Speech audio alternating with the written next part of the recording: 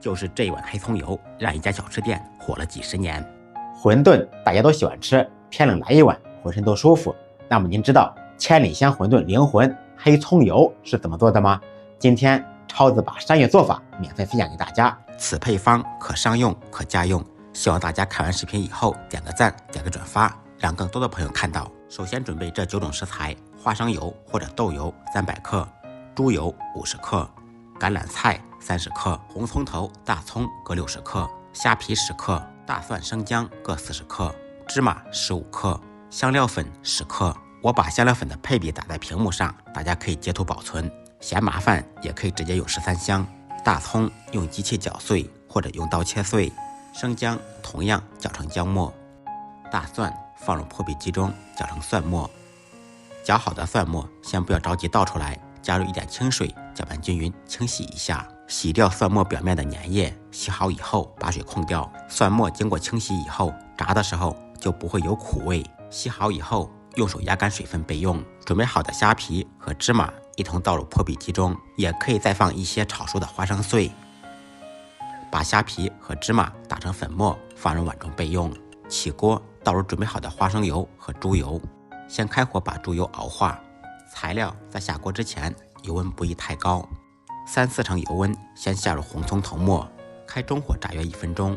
因为这几种食材，红葱头水分最大最多，所以呢要稍微多炸一会儿。1分多钟以后，再下入大葱末，继续开中火熬制。在整个熬制的过程中，要不停地用勺子搅拌翻动，使其受热均匀，防止粘底炸糊。中火又炸了2分钟，放入姜末和蒜末。大家注意一下，这几种食材的下锅顺序不同，做出来效果也不一样。继续开中小火熬10几分钟，把所有食材的水分熬出来，熬出香味。慢工出细活熬黑葱油，大家千万不要着急，时间是最好的调味料。当所有食材飘起来，水分炸出来以后，放入准备好的橄榄菜，继续中小火熬2-3分钟，把橄榄菜的香味一同熬出来。在熬制的过程中，大家注意观察锅内颜色的变化，把所有的小料炸至金黄色而不是黑色，这个时候已经满屋飘香了。放入准备好的香料粉、芝麻粉和虾皮粉，开最小火再熬1分钟。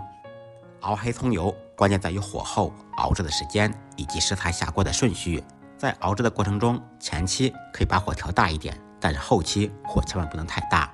熬好以后倒入碗中，盖上盖子焖几个小时，味道会更香。